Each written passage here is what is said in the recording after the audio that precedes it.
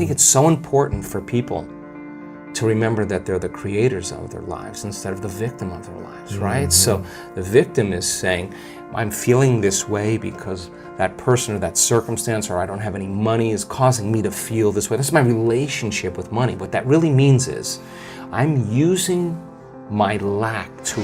I think you gotta have a dream. The School of Greatness. Really? Yeah. Please welcome Lewis Howes. What is your thoughts around the identity of money and the psychology of how it plays into our lives? Because a lot of people want to make more, they want to attract more, but they're just struggling with just the concept of it. Yeah. Well, I think we've been programmed quite a bit with our relationship with money. And we have a relationship with everything known in our environment. You have a relationship, a neurological network in your brain for your parents, for your cell phone, for your computer, where you live, where you've lived in the past, what you're going to do tomorrow. That, for the most part, the brain is a reflection of everything that we know, right?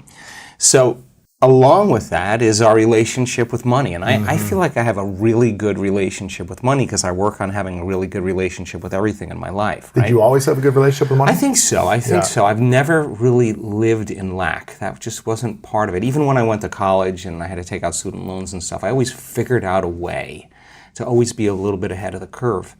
And so let's back up and just look at how people form beliefs. Because most beliefs are created from past experiences, right?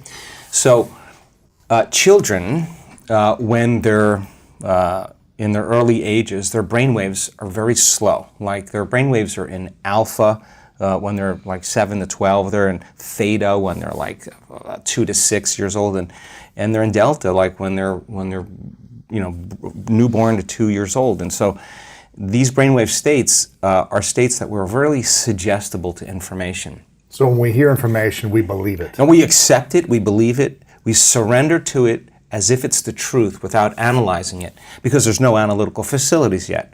Right. The analytical mind starts around 12 or so, 7 to 12, and that analytical mind is actually what creates a barrier between the conscious mind and the subconscious mind. So before 12, roughly, what we see, how we model our parents' behavior, what they say to us. It's all being programmed subconsciously, right? And so that's really, really important, because if you heard money is the root of all evil, money is bad, only certain people are allowed to make money, you have to work hard to make money, this is how you got to do it, and that becomes the foundation subconsciously. Let's recording an audio file. You just keep recording that audio file, it becomes a subconscious program, right? So a lot of people have a relationship with money based on either what they've been told or what they've experienced in their outer environment, right? So then we gain information from our environment, and the stronger the emotion we feel from experiences in our lives, the more altered we feel inside of us, the more the brain freezes a frame and takes a picture. And that snapshot is called the memory. So based on an emotion. Based on an emotion. The emotion alters our internal state. So you're going along as Lewis, feeling really good, and all of a sudden you have this trauma, you have this crisis, you have this shock, and all of a sudden you have this dramatic change in your internal state, and your senses get heightened, and then you freeze the frame and you associate this internal state with whatever it is that's causing it, right? And that's how we create long-term memories, right? So are painful memories more powerful, or beautiful memories more powerful? They're both equal. Okay. They're both equal, but the problem is I think most people experience from more the negative emotions, right? And those negative emotions really are derived from the hormones of stress, right? So the alarm system, the emergency system, creates an arousal inwardly. And that arousal is saying there's something dangerous in your outer environment, right? And it could be a person, a circumstance, an accident, or whatever. And that change in emotional state causes you to remember the event. You got to pay attention, right? You got to stay really and narrow your focus on the cause.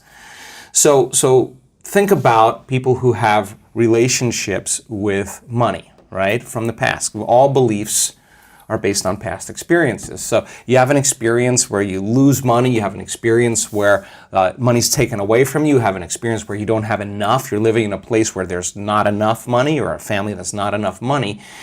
then the emotion that most people are living by on a moment-to-moment basis is lack. Like, I'm in lack of having something that I want, okay? Now, there's nothing wrong with that because the experience changes your emotional state. You freeze the frame, you take a picture. The problem is that's hardware. So we think neurologically within the circuits of that past experience, and we feel chemically within the boundaries of that emotion, which would say, for example, be lack, right? So now the person says... before you go on to the next thing, what happens to the body and the mind when it is in an environment of lack? Mentally or physically, I'm in lack. What is the body and the mind saying? Yeah, so the body is saying, I'm waiting for some external event to occur. I win the lottery. I marry the right guy. Whatever it is, that you're waiting for that event to occur. That experience produces an emotion. So the emotion then takes away the lack. And so when we play the game in three-dimensional reality, the creation game in three-dimensional reality, we experience separation from everyone or everything because our senses fool us into the illusion, the hallucination of separation. I'm here and you're there.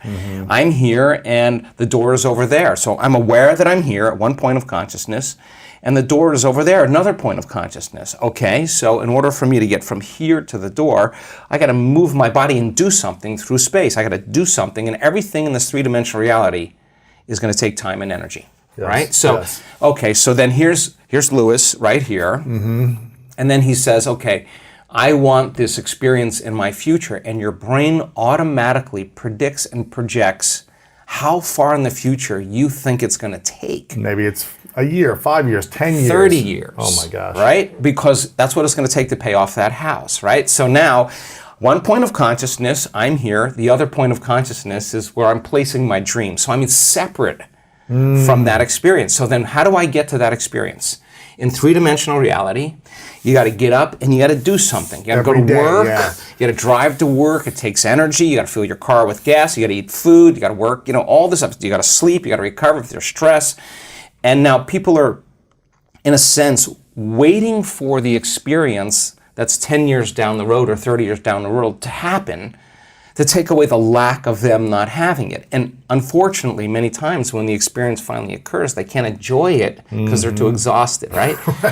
So you play the game, you go to school, you study really hard, or you study on your own, you develop some skills, you make the right choices, you start saving money, you start learning from your mistakes, and then the game is how many things can you accumulate, and that accumulation then you associate with being wealthy or being abundant or being successful, right? And some people get really good at it, right? You can get really good at that.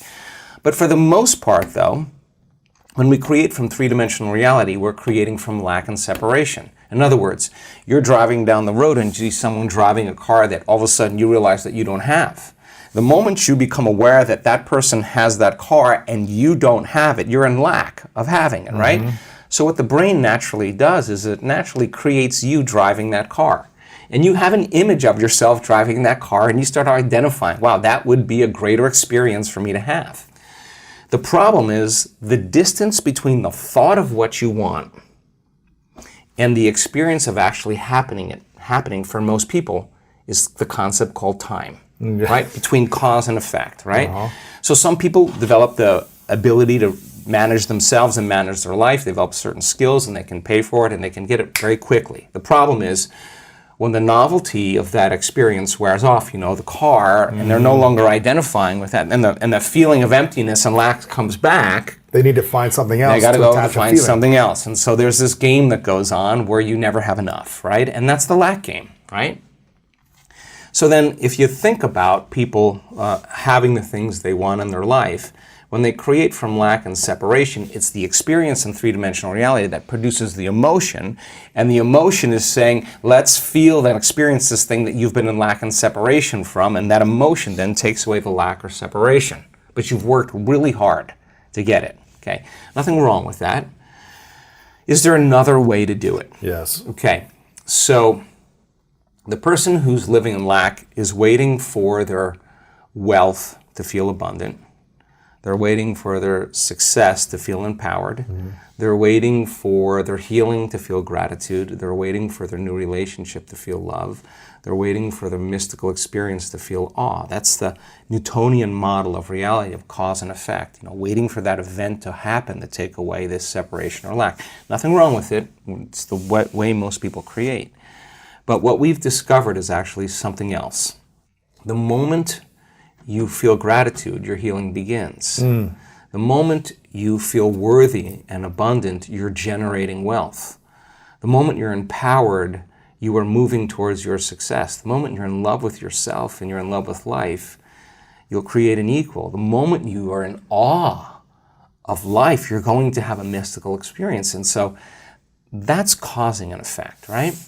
So then if you can teach people then how to create, instead of from lack or separation, but create from wholeness, and create from what we call the quantum field instead of three-dimensional reality. What's the difference? Okay, so the way first of all, it takes knowledge, okay? The quantum field is an invisible field of energy that exists beyond our senses. You can't see it, you can't smell it, you can't taste it, you can't hear it, you can't feel it.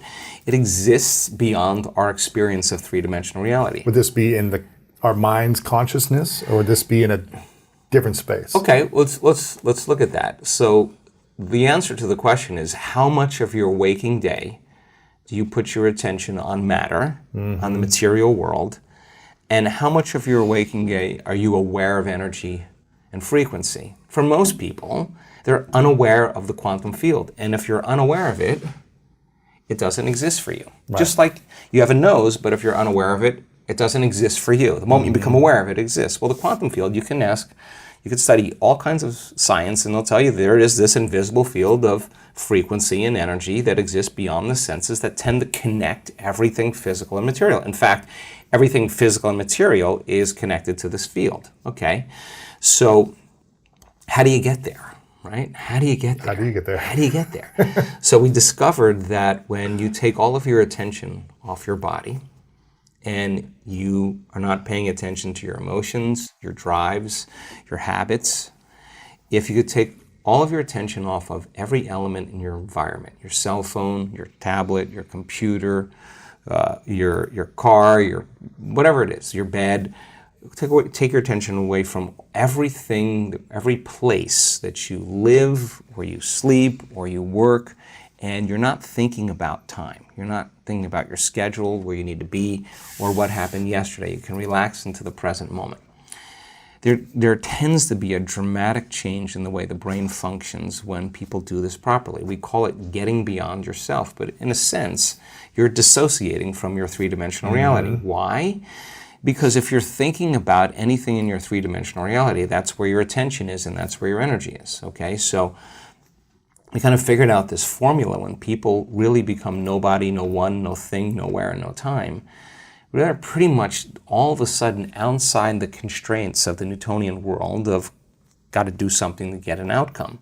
And if you can teach people how to linger there without a name, without a face, without a profession, without a family, without a culture, without a past, without a disease, you teach them how to be in this place we call the unknown, right?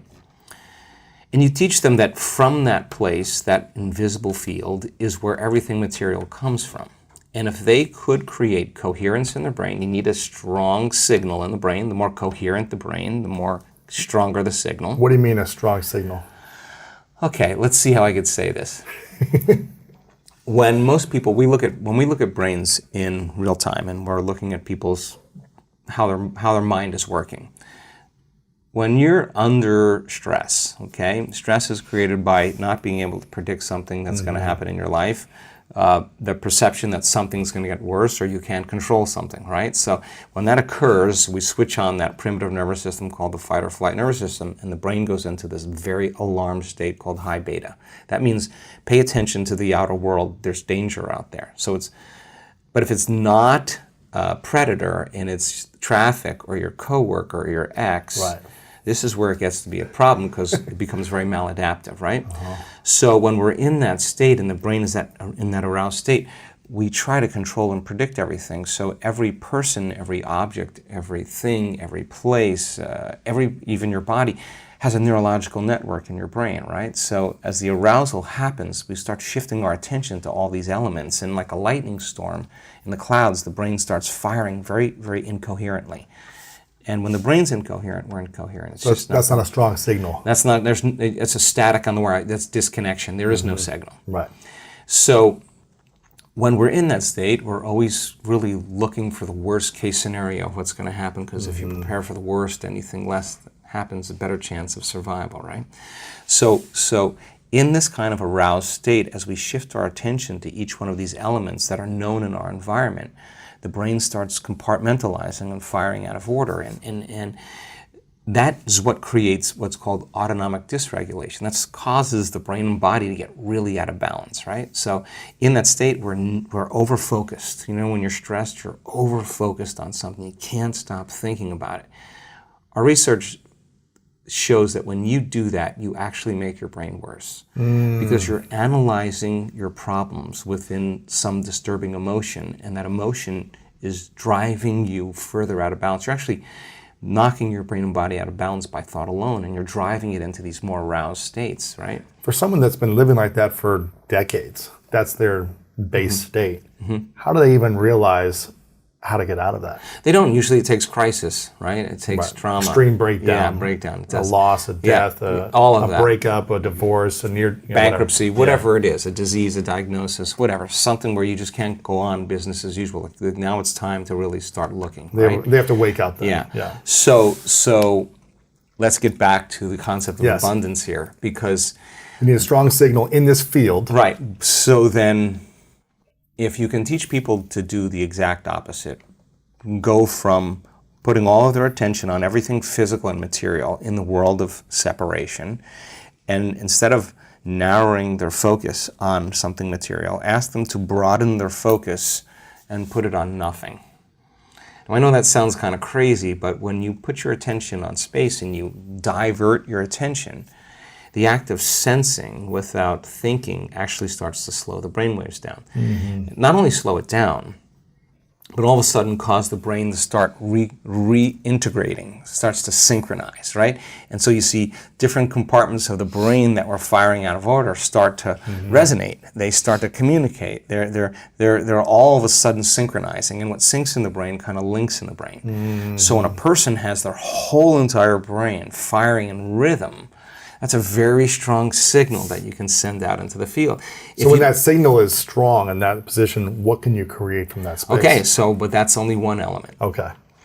So then the clear intention tends to be a very important element that we have to get down. And the more coherent the brain, the more clear the signal for that intention. So with intention and attention, we could actually make thought more real than anything else. Now, what is that? You're saying, what would it be like to be wealthy? What would it be like to be abundant? What would it be like to have all my needs met? What would it be like to have more than I need? What would I do if I had everything I ever wanted? The answer always is the same. You start giving stuff away. Because if an abundant person is truly abundant, why would they hold on? They would say, I'm not in lack. There's more for everybody, okay? Turns out, though, that the signal sent out isn't enough. You have to draw the experience back to you. And so now, send the signal out to, it's coherent brain, financial freedom, whatever abundance, all these different things. Right. Whatever that is for you. Whatever that is for you. You're putting that out there with your signal, with the intention and the attention. Right. And then how do you draw it to you? So in the physical world, in the physical world, you got to go get it. You got to do something. This is the plane of demonstration. You got to go get it, and when you're in lack until it occurs, right? But I'm hearing you say there's a way to not chase but attract. All right. So if you're creating from the field instead of from matter, right? There's a very strong possibility that you'll shorten the distance between the thought of what you want and the experience of having it. And when there's a vibrational match between your energy and that future that you want to experience, now if you're creating from the field, you actually don't go anywhere to get it. You actually draw it to you. So here comes the synchronicities, the serendipities, the coincidences, the opportunities, and they come out of nowhere. And you say, I don't understand. I didn't do anything. Well, you changed your energy. And so then The other element is a coherent heart, right? And the heart has a magnetic signature. And the magnetic signature is what draws reality to us, right? So you combine that clear intention with a coherent brain. Now here's the key. This takes practice. Yes. Because the person who's living in lack is usually unworthy, is usually insecure, is usually in their past, they're usually frustrated, they're usually impatient, they're usually resentful because nothing's changing out there because it's taking too long. Well, everything takes a lot of time when you do matter to matter, right? So then if you teach them, okay, we know all about that. We know the story behind that. We know what your parents told you about money, all that other. Don't worry about it. Don't worry about it. But now let's do something that would be really cool. Let's write down the feelings of how you would feel if that future happened, and you're going to have to feel that feeling before it occurs. So now, okay, what does an abundant person feel? Pretty much free, a lot of freedom. Peace, excited, joyful. In love with life, grateful to be alive, abundant. Okay, now let's practice feeling those. Turns out when you're feeling those other emotions like resentment and impatience and frustration, you're stepping on the gas pedal, you're just turning on the sympathetic nervous system, and you're stepping on the brake. At the same time, which is you're angry, you're frustrated, but the fight or flight nervous system says run, fight, or hide, and you're sitting in a Zoom meeting and your neck is pulsating is because the heart is beating against the closed system, right? You're not using it in an adaptive way. So the heart starts firing out of order. It starts firing incoherently, and incoherent waves cancel each other out. It's called destructive interference, and then we stop trusting our future. Energy leaves the heart. Energy leaves the brain, energy leaves the heart, and you can't get in touch with the feeling of your future because in survival, which those are hormones of stress, all those emotions, in survival it's not a time to create, right? It's time to run, fight, and hide. Okay, so we got to lay down the very thing we used our whole life to get what we want. The habit of doing it that way for something greater to occur. Okay. And what happens if we try to create from survival emotions? It just takes a long time. You'll just force it. Little steps at a time. You'll force it. Yeah. You'll force it. You'll fight for it. You'll compete for it. And you'll manipulate. You'll cheat. You'll lie. You'll do anything to get what you want because that's what matter does when it's trying to change matter. And everybody's playing that game, right? Everybody's trying to accumulate the most amount of things. Right.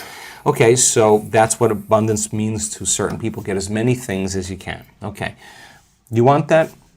Not a problem. But let's learn the formula of how to create, right? Yes. So then you'd have to feel those emotions before the experience occurred. And if you understood that you could dissociate all of your attention from this three-dimensional reality and have no attention on anything known, and understand it's the field that creates matter, not matter that emits the field. And if you could get to that place and change your energy with a clear intention and elevated emotion, your heart starts beating in this beautiful rhythm like a drum. We've measured it so many times. And when that occurs, the next thing that happens, the heart informs the brain, it's safe to create now. So the person relaxes into the present moment. And then we see this, like if you took a big sheet, and a blanket, and you went like that, the energy of the heart actually informs the brain to move into these beautiful, elegant states of alpha brainwave patterns, coherent alpha. And that's saying, what's the next dream? What's the next opportunity you want to experience? That's a state of creation. So now you have a Wi-Fi signal. You got a coherent brain, that's a directive, that's a signal out, and you got this coherent heart. That's what draws it to us, right? You combine those two, and if there's a vibrational match between your energy and that potential in the quantum field, and you're feeling abundant, and whatever your brain associates with being abundant, that's your call. That's what the creative process is. This is the creative center. The brain, frontal lobe, actually says, what would it be like to be creative or abundant? I don't know what it'd be like to be abundant. Well, then go read a few books on people who actually became abundant and realized it wasn't a glorious process. They failed miserably. They got betrayed. They learned a lot of lessons, but they persevered. And what are the qualities of that person that you could embody. That's the key, right? Because it's not about wealth. It's who you become, right? Because people think it's about their wealth, but it's the becoming process. It's the overcoming. That attracted that, right? Of course. So then you got to turn the battleship around, because most people say, I can't feel grateful for my wealth because it hasn't happened yet. That's the hypnosis. Waiting for the experience to happen to feel grateful. Well, that's Newtonian, that's three-dimensional reality, that's cause and effect. The quantum, you got to feel it in order for you to experience it. Okay, so this heart becomes like an amplifier, and it sends that signal out, and that frequency can carry the thought of your abundance. Suffering cannot carry the thought of your abundance. Lack cannot carry the thought of your abundance. It's a different frequency, right? We feel different feelings like suffering. We think different thoughts, right? So people can say, I'm abundant, I'm abundant, I'm abundant, I'm abundant, all they want, but that thought is never making it to the body, because it's stopping at the brainstem, because the body's saying, I'm miserable, I'm unhappy, I'm in lack, right? So the affirmation doesn't work, right? Okay, so let's go one step further. Yes. So if you practice this, and you actually understood, well, we teach this pretty well, but if you learned it just like learning how to play handball, or learning how to hit a golf ball, learning how to dance a salsa, if you just practiced the form, you got really good at it. If you were doing it properly then, what would be the outcome? The experiment of being abundant would be that you would have to feel that feeling. Get so good at doing it with your eyes closed. You got to do it with your eyes open. Now, why? Because if you're feeling the feelings of your emotions, of your future, you're no longer looking for them. Because you're in the future now. Your body is so objective that it's believing it's living in that reality where you are abundant. And as long as you feel that emotion, you're not separate from it any longer. You're no longer in lack. You're no longer looking for it to occur. Say, why hasn't it happened yet? If you're feeling abundant, why would you look? Right? You wouldn't. So then, our job then is to be able to maintain that modified state of mind and body. So does that mean like you should check your bank account tomorrow and see if there's $500,000 in it? No. You keep tuning into that potential, and then here come the synchronicities. Yes. What's that? That's feedback in your environment. It's the universe saying, hey, Lewis, whatever you're doing, all of a sudden, we are starting to create, right? And I think it's so important for people to remember that they're the creators of their lives instead of the victim of their lives, right? So the victim is saying, I'm feeling this way because that person or that circumstance, or I don't have any money, is causing me to feel this way. That's my relationship with money. What that really means is I'm using my lack to reaffirm my dependency, my addiction, my conditioning. That's my relationship with money, is that I put my attention on money because I don't have it. So their relationship with money is, of course, built on lack. And so when they don't have it, they feel bad. And what they're really saying is, my outer environment, my reality is actually controlling the way I feel and the way I think. So, Lewis, why are you in a good mood today? Things are going good. Why in a bad mood? Things are going bad today. So this unconscious program of victimization is saying that we're allowing our environment to influence the way we feel and the way we think. Isn't that what victimization is? And the stronger the emotion we have to our lack, the more we put our attention on the fact that we don't have it, right? Yes. And so then the person has forgotten that they're creating reality, because what they're creating is lack. And they're creating more of it. And then they try harder, and they force harder, and they control more. And they're more exhausted, and their body's tired. And they're breaking down, and right. So the experiment then is, let's try it another way. Let's create from the field instead of from matter. Get a coherent heart, get a coherent brain, relax in the heart, and energy moves right into the brain. We've measured this 1,000 times. And all of a sudden, the person moves into these beautiful, elegant brainwave states where they're super creative, right? So the longer you're conscious of that energy, the more you draw that future to you. So then, what does the synchronicity mean? It means whatever you're doing inside of you is producing that effect outside of you. Pay attention to what you did. Keep doing and do more it again. Yeah. So generate a little bit more abundance. Just do it for an experiment. Now, when the synchronicity happens, do you think you feel suffering, or do you think you feel a little excitement? You feel inspired, right? So then that synchronicity is saying, use this energy, use this feeling. It should be easier for you to feel this now, and go back and do it again. Keep the experiment going.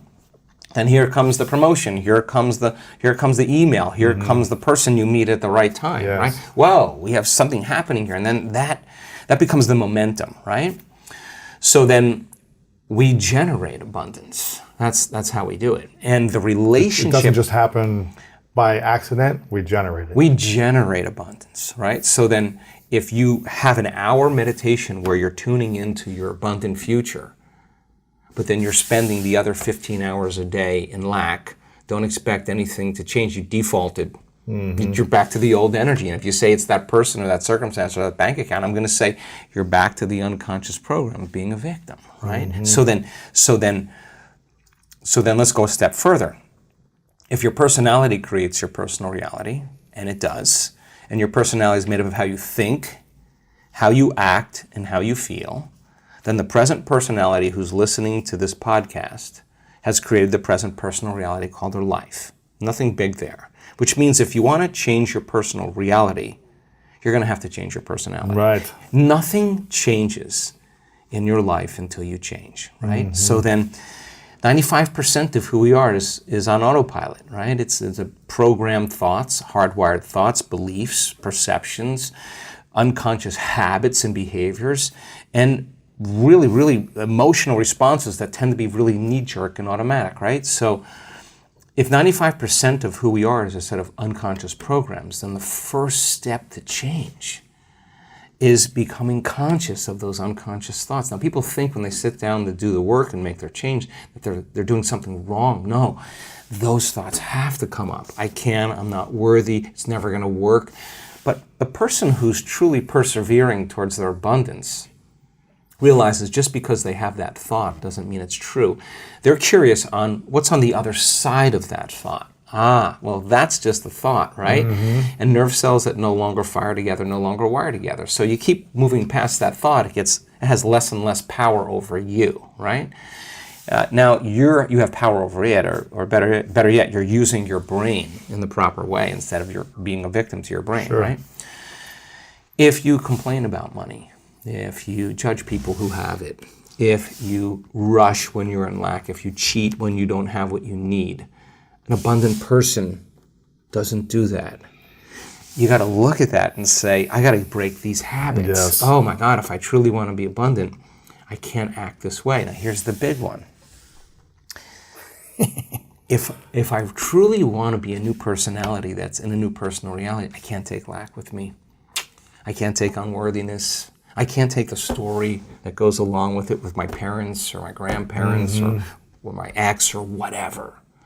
That story has to end, right? I mean, if not now, when, right? How do people end those stories? Well, of course. Well, how many times do we have to forget until we stop forgetting and start remembering? Right. That's the game, right? That's the game called change. How many times do we have to go unconscious and default to that old personality when we catch ourselves and stop doing that and get conscious? That's the moment of change.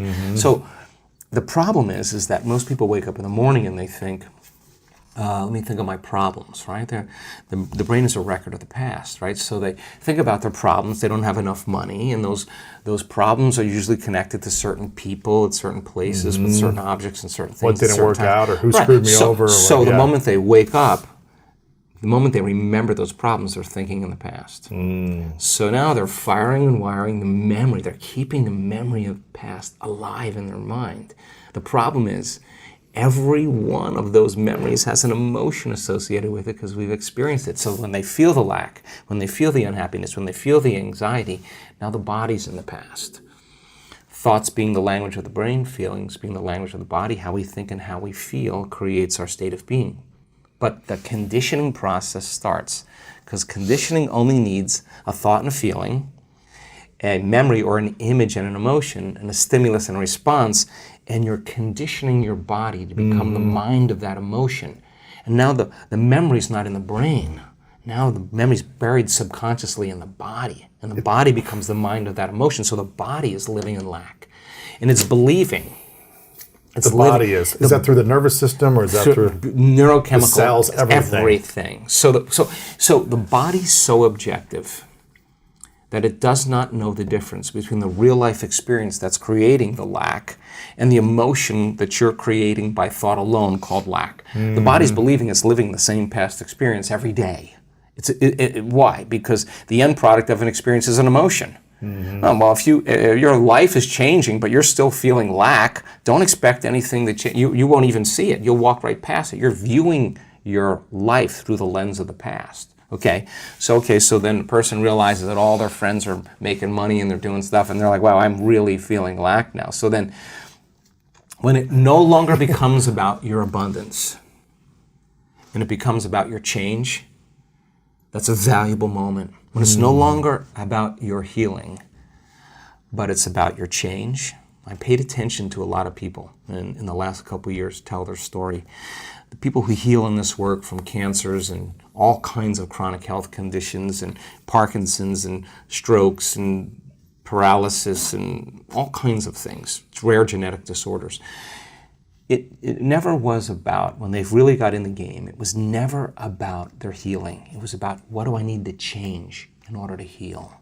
When the game goes like that, so then the person who's feeling lack, on some level or another, it's not just in the mind, it's in the body, right? So let me hear you say that again. When someone's looking for abundance, it's never about the abundance, it's about the change they need to make for healing? No, I'm using healing as an example, yes. But let's use abundance as an example.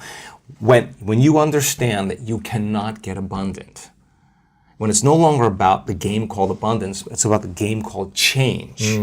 What do I need to change? The more I change, the more I'll be abundant. Yes. So then it's no longer about how come it hasn't happened? That's the old personality, separate from the experience, still in lack, asking that question. Which is creating your current reality. Which is reaffirming it, because that's the lens you're perceiving it through. Okay, so we should be focusing more on what we need to change every moment as opposed to the abundance or the healing. Well, the word meditation means to become familiar with. Sit with yourself long enough and not turn on your cell phone, not scroll through your social media, and do no TikTok, no emails, none of that stuff. Don't just sit and close your eyes and watch the thoughts that come up. That's the exact reason why you're not abundant. Watch what you want to do when you're feeling lack, to take away the lack, and there's always something you would do to take it away. But sit with the lack and be curious on what's on the other side of it, right? Because the body's programmed into lack now subconsciously, right? So the emotion of lack drives our thoughts and drives our behaviors. So it makes sense then that if an emotion is a record of the past, then we're doing things habitually from the past. We're thinking in the past, right? So lower the volume to the emotion every time you notice lack comes up. And just like breaking any addiction, there's going to be cravings, right? So the body's going, hey, Lewis, it's been about 2 hours since you're so used to doing this thing. You've been thinking lacking thoughts about 150,000 times a day, and you're just going to stop now. The body's going to start influencing the mind and saying, it's not going to work, you're a loser, it didn't work before, it's too hard, everybody else. That's why it's so hard for people to lose weight or get in shape, because you might try it for a few days and then the cravings, or I'm tired and I want to go default back into the old personality. Right, because why? Because the body, which has been conditioned, the mind, the body is the unconscious mind. So the body's got used to the familiar feeling, even they don't even know it's lack. It's just how they feel. It's not guilt. So so let me finish. So the hardest part about all of this is making a different choice. And the moment you decide to make a different choice, get ready, it's going to feel uncomfortable. Right. It's going to feel unfamiliar. Your body's all of a sudden saying, hey, Lewis, why don't you start thinking those same exact thoughts, do the same things, make the same choices, demonstrate the same behaviors, have the same experiences, so you could feel that feeling of lack. Complain again to somebody, call somebody up and say how miserable your life is, right? And that's the known, right? So the body is always influencing the mind to return back to the familiar territory. To the default. The default, okay. All right, so now the person says, okay, what thoughts do I not want? What would an abundant person think this way? The people in our work that have created, I had a guy come to our event. I love this guy. He healed himself. He tried to take his life 3 times. When he told me that when he came to our work, he didn't have $2 to rub together. He's worth hundreds of millions of dollars now. And he just keeps giving it away. Wow. His lesson wasn't the wealth, it was who he became. So it's the overcoming process that is the becoming process. Right? Who did he become in that journey? Exactly. He had to get beyond all of those thoughts of his past, all the mistakes he made, all the things he did wrong, all the money he owed there, all of that. That was like, he just had to no longer be that person any longer. But he did say, how would a wealthy person live? And when he created his wealth, what do you think the first thing he did? Started giving? Giving it away. Why? Because an abundant person doesn't have any lack. And he knows how to create more of it. And he's in the experiment. Well, what would happen if I keep giving it away? He keeps getting more. That's a good experiment to have, because he is actually living in that abundant state. He also had tremendous healings taking place, because when you heal your heart, you heal your mind. I mean, it's just the way it is. We saw it so many times, right? So he healed his heart. He got an upgrade. He got an upgrade, right? Yeah. So then the next fundamental question is, how would an abundant person think? Write it down, dude, and fire and wire those thoughts in your brain and install the hardware. Keep doing it with attention and intention. It becomes the new voice in your head. It becomes a software program. Then say, okay, how am I going to be in my life today? What would an abundant person, how would they behave? And before you reach for your cell phone and start scrolling through your social media, close your eyes and rehearse in your mind how that person would walk, how they would breathe, how they would smile, how they would greet people, how they would be on Zoom calls, how would they be in traffic, how would they be at dinner. And the act of closing your eyes and mentally rehearsing the act, if you're truly present, the brain does not know the difference between the real life experience and what you're imagining. In fact, just a little bit of time, you start to install the neurological hardware to look like you already did it. Now the brain is no longer a record of the past. It's primed for the future. Keep doing it. Keep rehearsing. No different than playing an instrument. No different than learning how to dance. No different than learning how to act or play a sport. Everybody's always rehearsing, right? The rehearsal process changes the brain to look like you've already done it. You've already experienced it. Now, what's the essential part of that? The hardware is in place. Now all you got to do is step into the footprint. Keep doing it. It becomes a software program. You start acting like an abundant person. Everything changes. Your energy changes. Your mood changes. The way you walk, the way you breathe, your posture changes. You're out of the known, right? Yes. You got to condition the body now emotionally into the future. Can't open your eyes in the morning until you are feeling worthy to receive. And if you can't feel worthy to receive, then if not now, when? If it takes you 2 hours to get there, ask me if it's worth 30 years of running, trying to get what you need matter to matter. Okay, so then the person who wrestles with their lack, they're out of the bleachers and they're on the playing field. Now, here's what we learned. Let's go back to beliefs now. So remember, a belief is just a thought you keep thinking over and over again. A belief is something that you keep thinking enough times that you hardwired in your brain and it becomes an automatic program. And we have beliefs about all kinds of things, money, relationships, God, whatever it is. It's all based on what we've been told or our past experiences, right?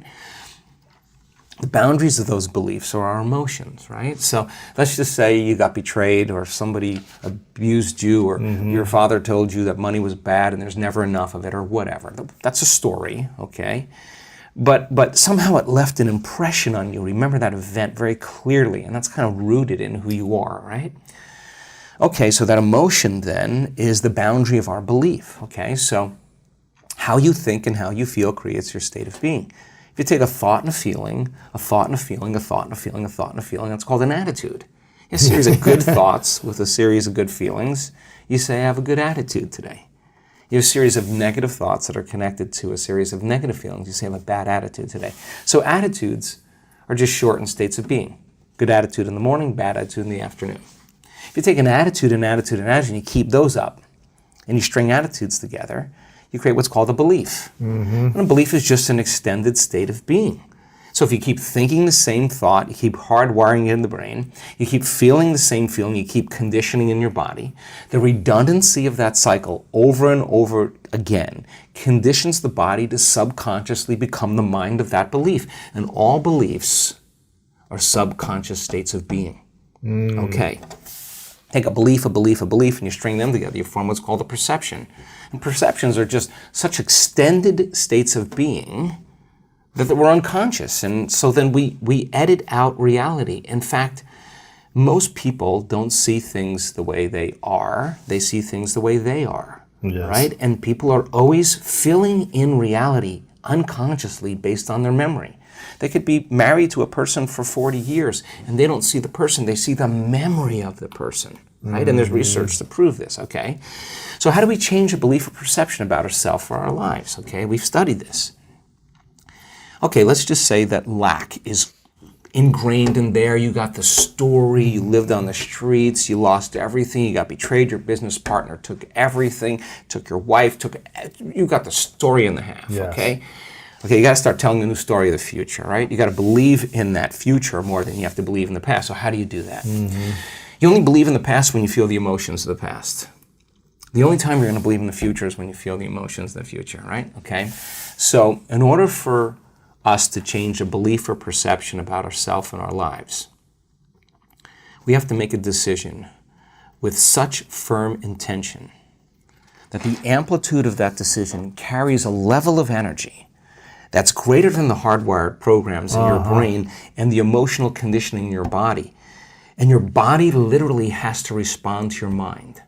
That the choice that you're making to change in that moment becomes a moment in time that you never forget. And here's the key. Physically, the stronger the emotion you feel when you make that choice, the more you'll remember the decision. Okay, so then how do we down-regulate that old belief?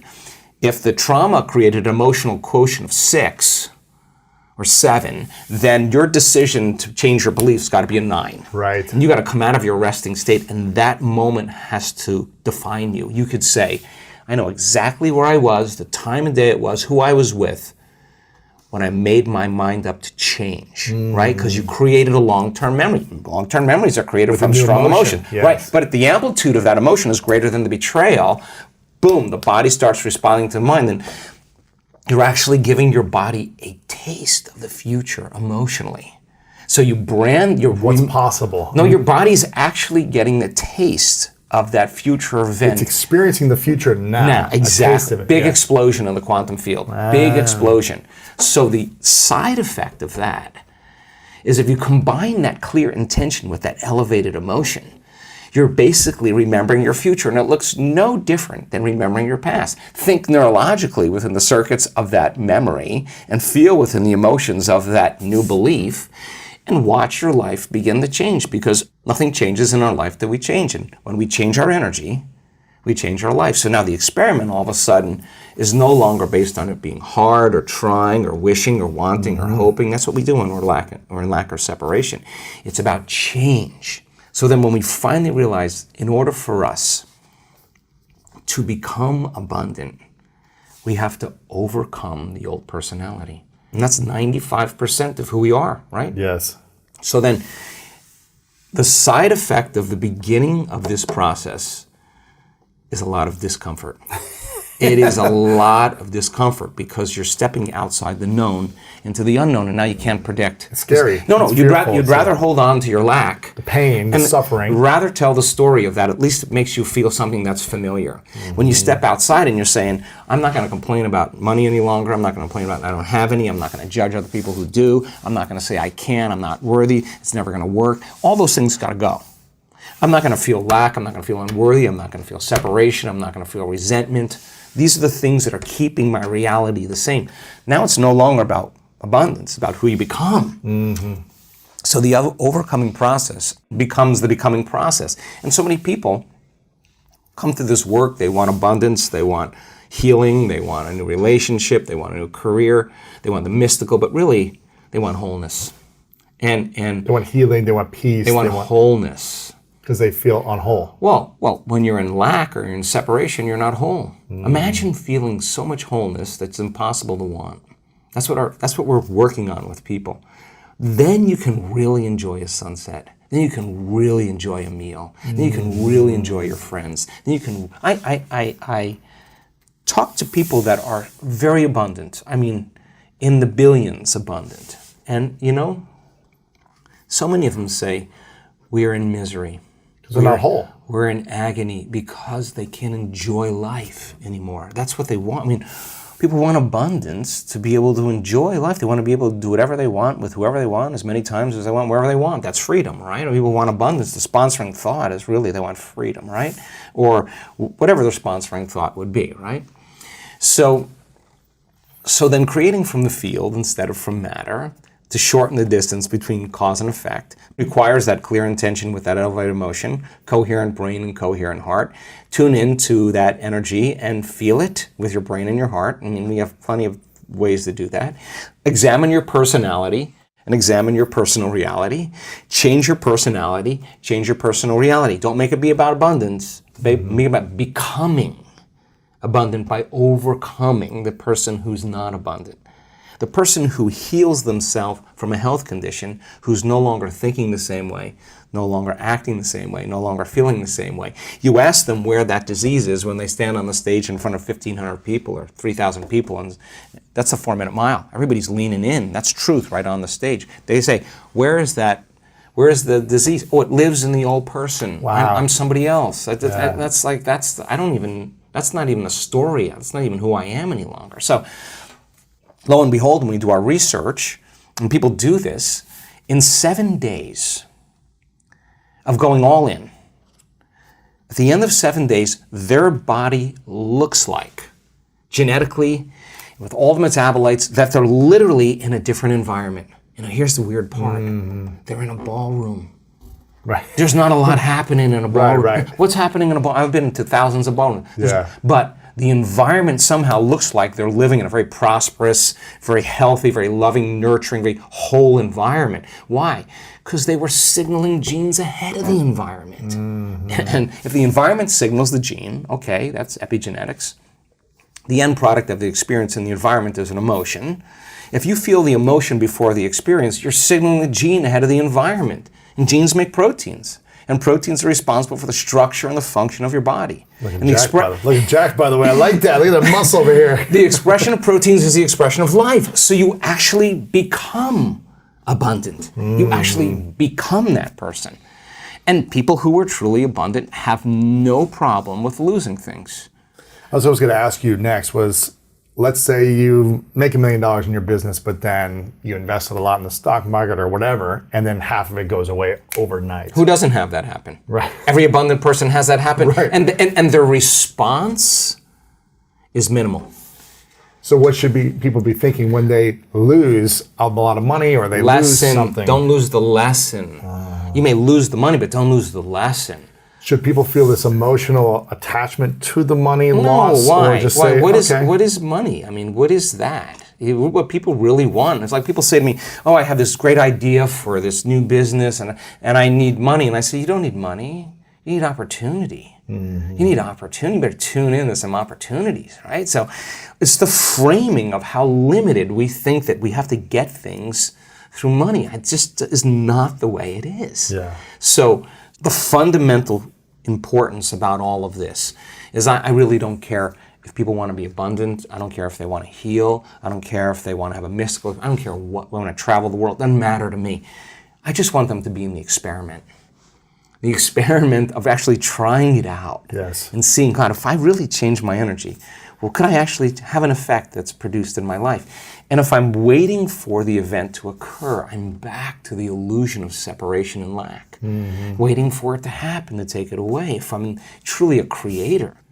So let's say they're not waiting. What should they do instead of waiting? Keep feeling the feeling in the present moment and trust.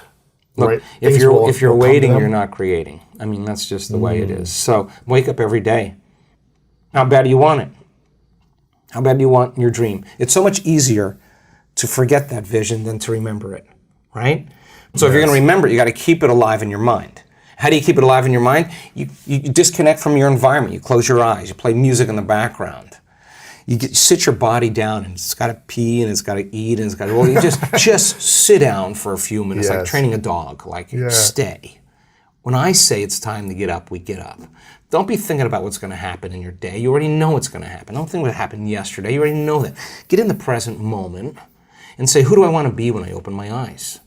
Who do I want to be today? What would greatness look like? How would one day, one shot, one lifetime, what would an abundant person do? Let me rehearse that with my eyes closed. Let me remind myself who I don't want to be. Let me remind myself of who do I want to be. Let's not get up, Lewis. Until we get into that. Till where the tennis ball hits the sweet spot. When you go, oh, I'm ready for the day now. Now, game on. Now, if you can maintain that modified state of mind and body the entire day without defaulting by seeing someone or doing something, stay in that state, the experiment still continues. And you're changing your energy. Doesn't happen in 2 days, you're not that good. Right. That's it. You're not that good. We keep practicing. People who show up for the 21 weeks in a row, this woman, 21 weeks in a row, the end of 21 weeks, she knew it. Boom, her whole life changed. Boom. Was it 21 days worth it? Ask her. The experiment, she was just changing the process. People who diagnosed with really serious health conditions, and they start doing the meditations, and they realize, wow, God, my body feels better, my pain feels better, but my values, my scans are still showing the disease exists. All right, does it mean that it doesn't work? No, it doesn't mean it doesn't work. It means, like, what am I doing the other 15 hours of the day? Mm-hmm. Oh my God, I'm in lack, I'm in fear, I'm responding to the same people in the same ways. And you gotta think about this. As long as your response to everything in your life is the same, you're not changing. Right. So change your response to things in your life, and you're in the process of change. So then, now I gotta get good with my eyes open. Now I gotta be able to rehearse, oh my God, I fell from grace at that moment in my day. Oh my God, I defaulted back to the old self. Forgive yourself, yeah. All right, no, so it's only forgive yourself. Like, there's a forgiving process, like, shoot. But if you're truly playing the game, who cares, right? You just go, oh God, let me brush myself off. Get back to it. Let me get back in my heart here. Let me get back in that place. Let me remember it. Let me get back in this energy. And let's try it again. Let's try it again. Yes. And let's just keep the experiment going. Now, does that mean you have to be irresponsible? No, you still have to navigate with ethics and morality. You still have to have personal conviction. You still have to have a vision that's bigger than you and somehow that motivates you, because not only you're doing it for selfish reasons, but to contribute to others in some way. Of course, there's going to be recognition and popularity and aggrandizement that goes with it. And money should be the side effect of all that. The game should be so good. Of your vision, like that vision of the future, you have to keep alive in your mind. That should be the game.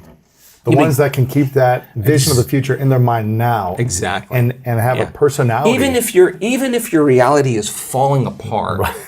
And that's happened to a lot of people. I mean, there are people that come to our work that were living in the back of their car. Right. And now they're, living very well or bankrupt. And now their companies are just thriving. Yeah.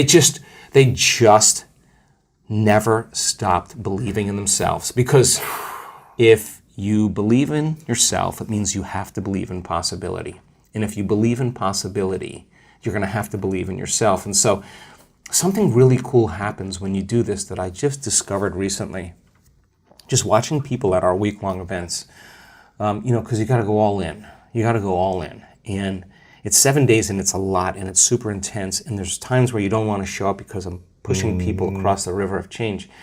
There comes a moment where people keep showing up for themselves.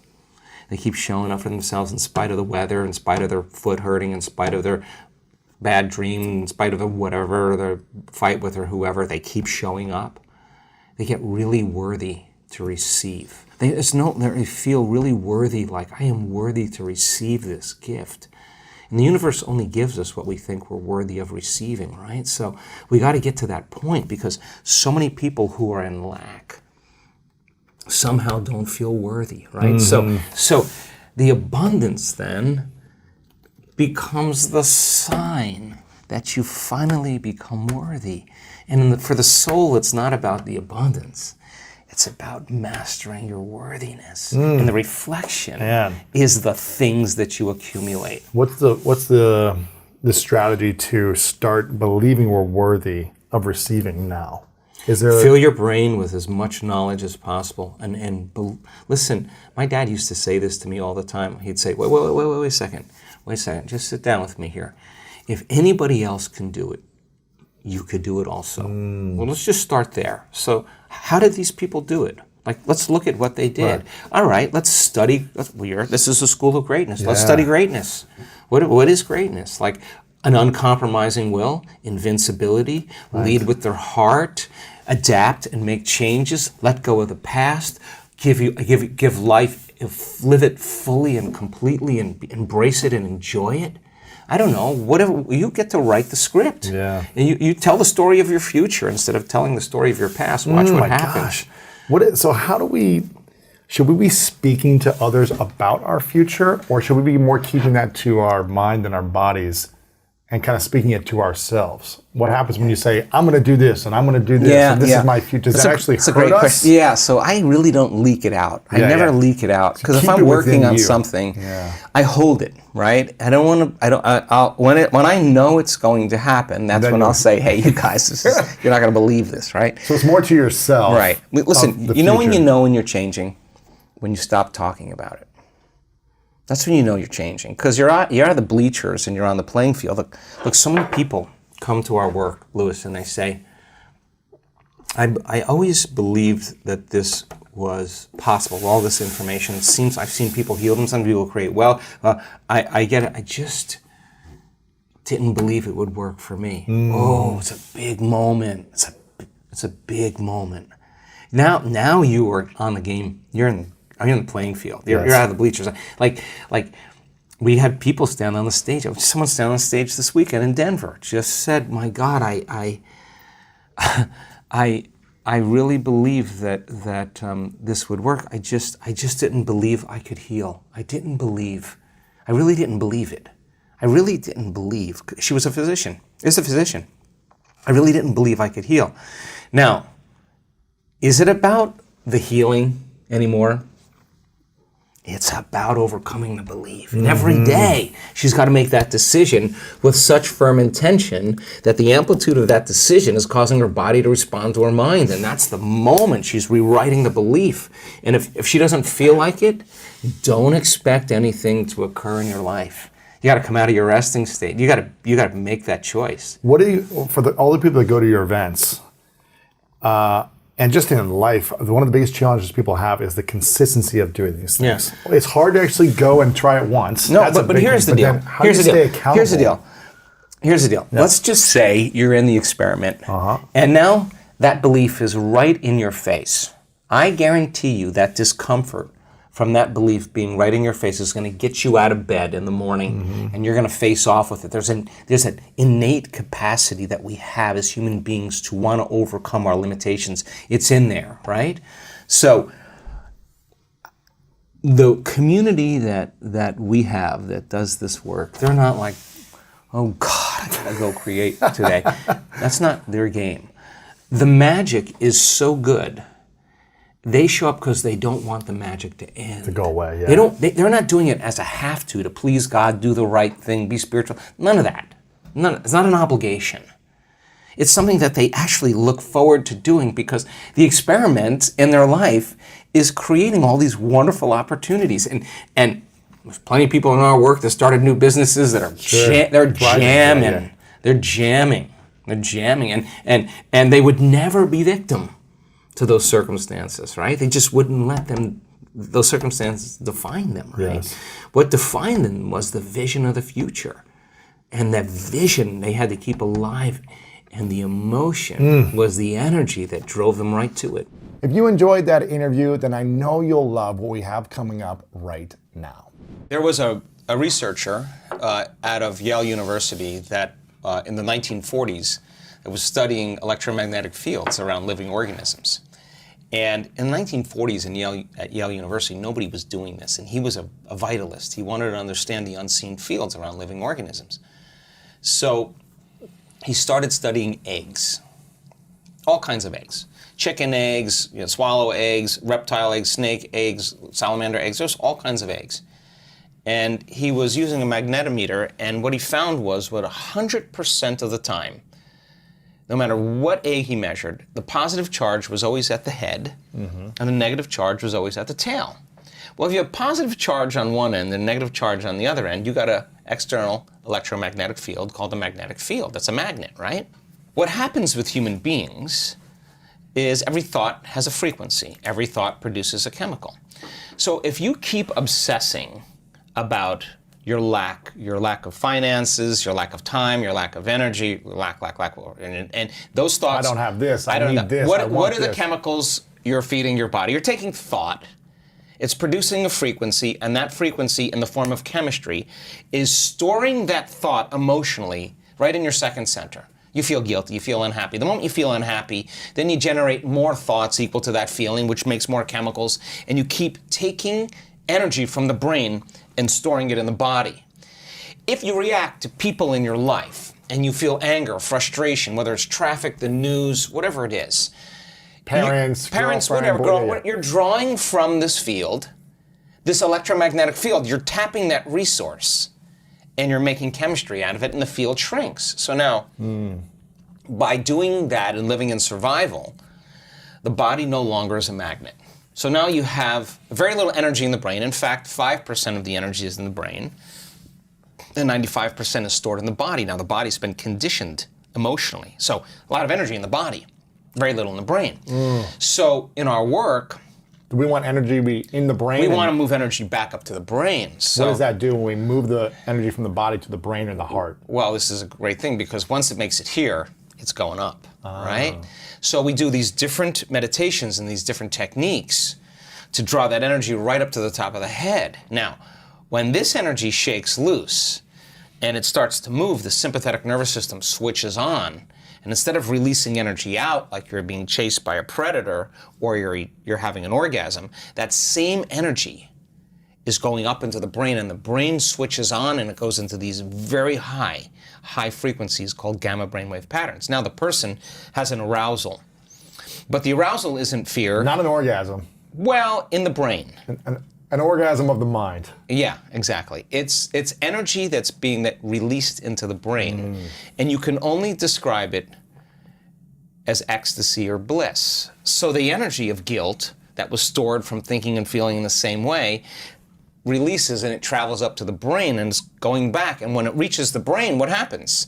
You get more energy in the brain and it begins to produce that external field. So you're beginning to create a field around your body. You can imagine the future as opposed to staying in something from the past. Well, once the energy's moved, you're going to feel pretty blessed in that moment. In fact, so we can transfer guilt, shame, insecurities into bliss. Oh my God, yeah, we do it all the time. Momentarily. Oh my gosh, yeah, we do it all the time. And the amazing thing is that rush of energy that's moving into the brain is changing the brain's physiology and producing that field. And now you have energy to heal. Now the body is a magnet again.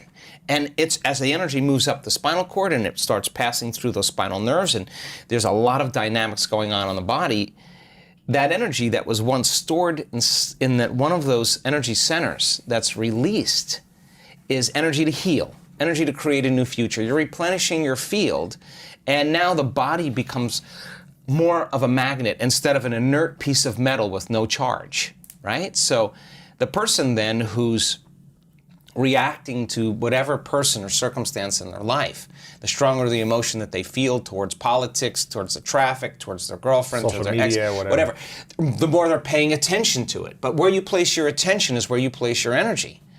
So we also know that when... It's hard to create from a place of putting attention towards negative energy. Well, you're not creating. What you're doing is you're tying up your vital life force. You're giving your power away to that person or that circumstance that you could be using to create a new life with. So when a person's sitting in their meditation, and I love doing this, we just had an event in Marco Island. I'm going to take people further than where they normally go. I know they're going to go, oh, well, I'm done with my meditation. No, you're not done. We're going to take you to that point where that feeling is so in your face and you can't turn on your cell phone. You can't get up and walk away because 1,000 people are not getting up and walking away and you're part of the community. You're sitting in the fire and you have one of two choices. You can let that brain run on programs and hardwired patterns, and the arousal will drive your brain further out of balance, or you'll practice the formula. And as you lower the volume to that emotion, you're going to take your attention off that person or problem. Guess what? Here comes energy back to you. You're taking your power back. And now you're building your field that way. And when that happens, energy starts to move up into the heart. Once it makes it to the heart, it's going to the brain. So we start seeing people, their hearts naturally open up. And all the things they thought they wanted when they came to the event They no longer want because they feel like they have it. They don't need it anymore. Because they feel like they got the feeling before the experience. So that they feel so whole that they no longer want. And they're not looking for their future anymore. You only look for it when you feel lack. When your body is conditioned emotionally into the future, why would you look for it when it feels like it's already happened? Now this is where it gets weird. Because now things start coming to you and you're no longer in need. And when it comes to you, you go, oh, here. Take it, I don't want it. I just wanted to know that I could create it. And people create a lot of wealth in our events. Yeah. And the first thing a lot of people do is they say, I'm buying a cruise for you. I'm buying you your car. Oh, Mom, I'm getting you that house. Why do they do that? Because they're so excited. They feel so amazing. And they're thinking, I could do this again. Why would a person in lack wouldn't give? A person who's abundant would give because they know how to create. So now the game changes. It's no longer about the self. And you're doing it because that you know that you can create it. So then maintaining that state, when you're in love. Yes. When you're in love. In your body. You are in love. Not in another relationship. No, you're not looking for it. You're not looking for it. You would be in lack. When you're in love, there's nothing to do. You're in love. You're the magnet. You are it. And so you are love. Yeah. So the events that come into your life would not only be just a reflection of a relationship with someone that you wanted to be intimate with. You would have meaningful, loving relationships that would enhance that feeling. And when it didn't, you would say, "Ooh, you know what? I don't know. I don't know if this is right for me." You would trust that because you worked really hard to nurture this, to protect it, to grow it, to trust it again, to open up, right? It takes a lot to do this. But we see men in our work. I was on them this week. I never let up on those guys. Big, macho guys. You want to know what courage is? Let's go. Let's open that heart. And when they start cracking open, I mean, we see people heal from colon cancer and from angina and all, just boom, there it is, there it's not. That's what's been stored all down here. Once they open this up and it moves, the body is transforming in that moment. It's the system is informing itself. Information is being restored back into the body. So when you get to that point where when you're in lack and separation, time gets really crazy because you want stuff to happen faster and it feels like it's taking forever. That's because you're in separation. When you're in love and you're in connected, you don't want the moment to end. I mean, I had 3 guys over for dinner last night, all these academics. I cooked a meal and a half for these guys, took out great wine. Why? I wanted them to be so caught up in the moment that they forgot. We made a new memory. We had a great experience. And life then is about experiencing it in love. Like, I'm not going to be guilty of what I'm eating or judge what I'm eating if I've cooked a great meal. Let's eat. Because the guilt is worse than whatever it is you think is bad for you. So then, when you're feeling those elevated emotions, and you're locked in love, then you see life through the lens of love, and there's compassion. Like, you could look at your greatest adversary, the person that threw you under the bus, and you've overcome yourself and you've done the work. They've stolen from you, they've tried to talk bad about you behind your back. Trashing on you, all that stuff. You'll look at them and you'll see a part of yourself that you used to be that you no longer are, and you have nothing but understanding and compassion for them. Like, wow, I feel for that person. They're hurting. They're struggling. I used to be like that, but you're no longer that. When you're that, then they push your buttons. When you're not, you're reactive to that. Because you're equal, but when you've overcome it, why would you do that? You would see them as somebody struggling, just like you see a child who's throwing a tantrum, just like, oh, they're gonna get now here, I mean, I've got so many questions around this, but one thing quickly, how often do you find yourself in reaction mode when someone throws you under the bus? Whether it's someone honking at you in a car and you say, how often do you get back to that place? And like, because aren't we conditioned to kind of react and respond? I react every day. Oh my God. I react every day. But the fundamental question is, how long are you going to react? Right. So shortening the refractory period of your emotional reactions is that kind of intelligence where we're keeping ourselves out of the past. Justified valid or not, the only person that that's affecting is you. And then you have to ask yourself, is it loving to me? Well, if you can't control that emotional reaction, then you're a junkie. And you're on a bad trip, and you're overdosing. But if you know that you're overdosing, you got to get beyond your rational mind, because you'll say, why are you this way? Oh, because I should. All right, and by you doing that, is it making more of those chemicals? Yeah. Why were you doing that? To make you feel more like it's justified. So then, this takes. Listen, I excuse myself many times in one day. Because you'll be, I'm in reaction mode, let me step aside. Are you, I'll be like, are you kidding me? What did they do? And then I'll be like, oh, we're not going to make a decision in this state. So give me a minute. Oh, wow. I go, take a few breaths, get out of that state, remember my future, where I'm going. It's so much more important than the present moment. I just got to condition my body into that future. And now it takes sometimes a Herculean effort, I have to tell you.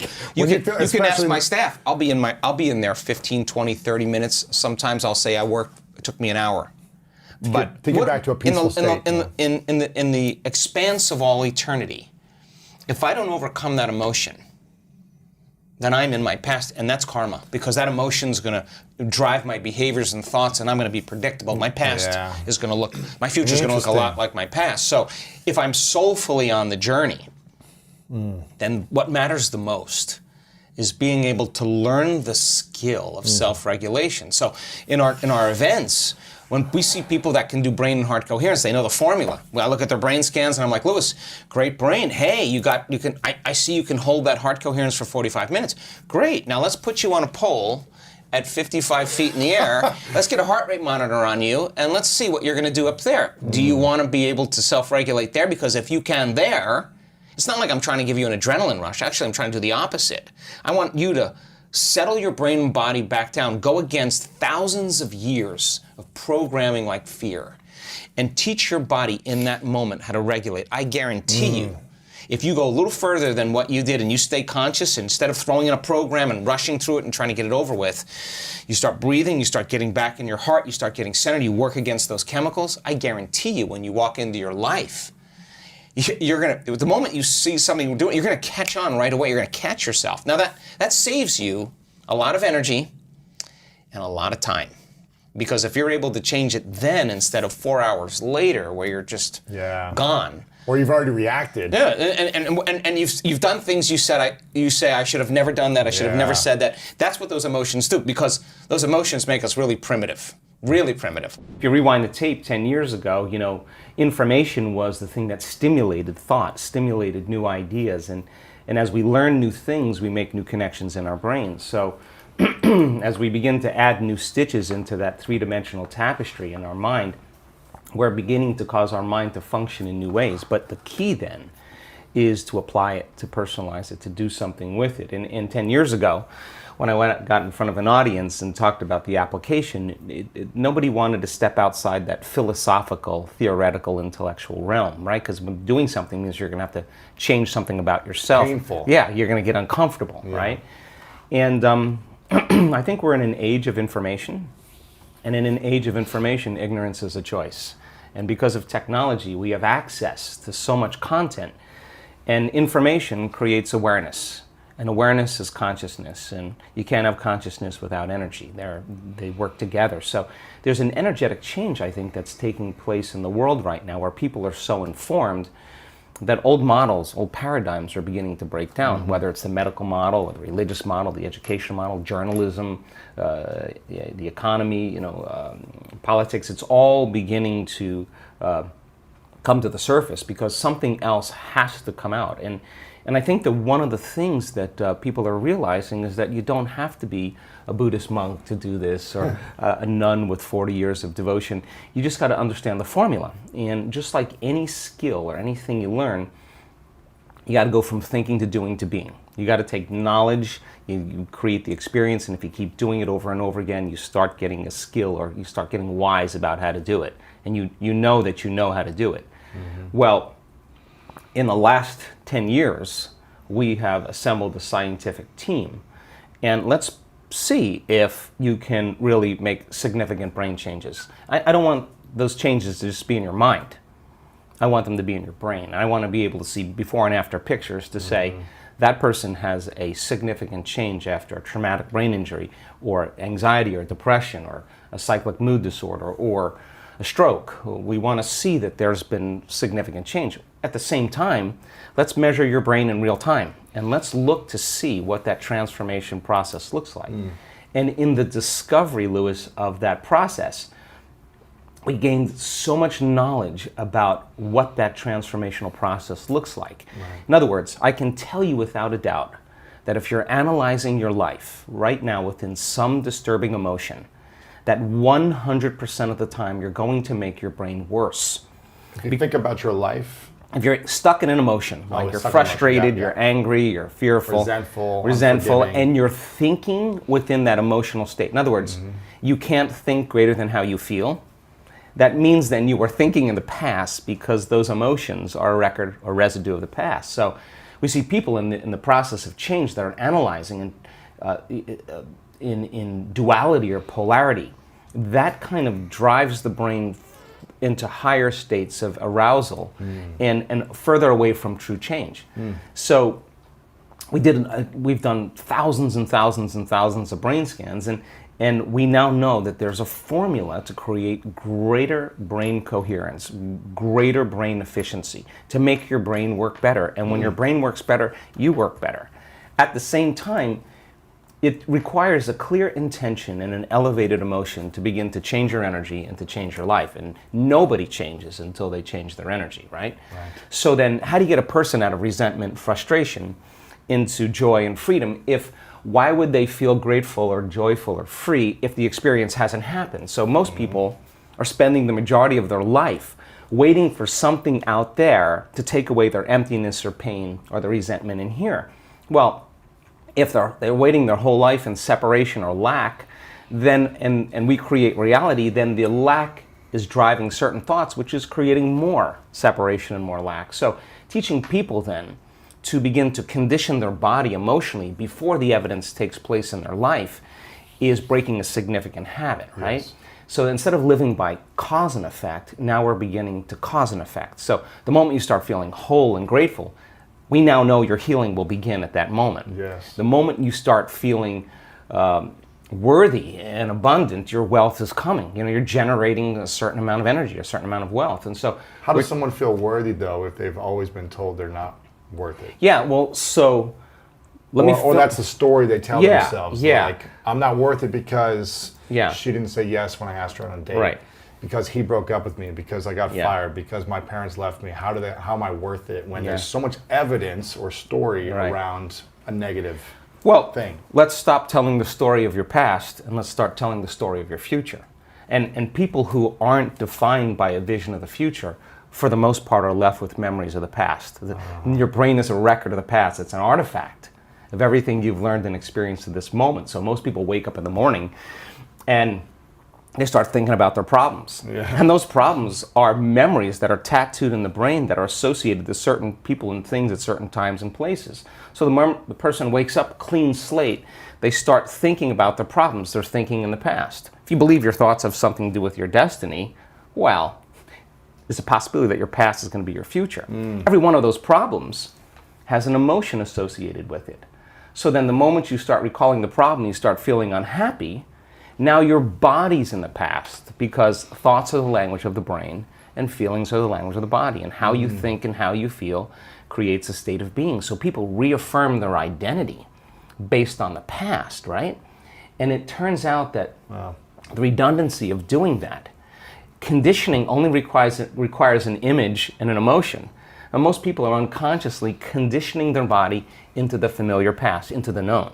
So now if you're in the familiar past and in the known, you're going to crave the predictable future. Right? That's the known as well. And there's only one place where the unknown exists, and that's the eternal present moment. That's the sweet spot of the generous present moment. So you gotta labor to get that person beyond the emotions that keep them tacked or anchored to the past.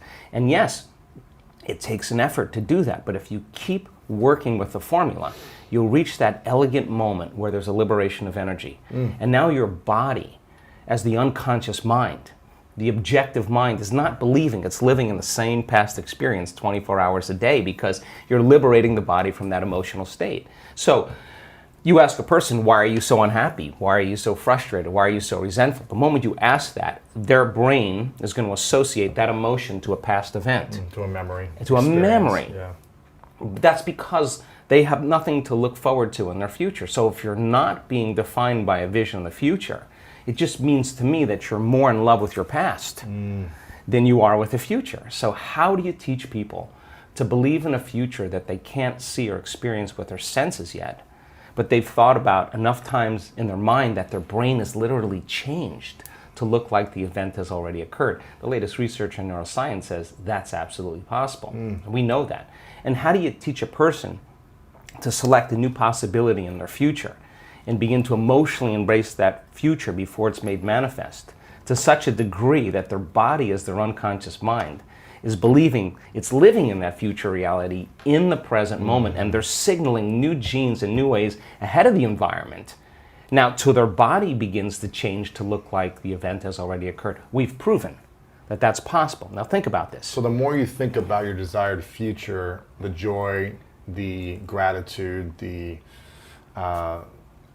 feelings you want to have that are more positive, the more you think about it as a future thing happening, the more your body shifts now. Exactly. So your body is believing it's living in that future reality in the present moment. Now think about this. Some condition in your life, the more altered you feel inside of you, the more you narrow your focus on the cause, and the brain freezes an image and takes a snapshot. And that memory now is embossed in the brain. It's branded in there.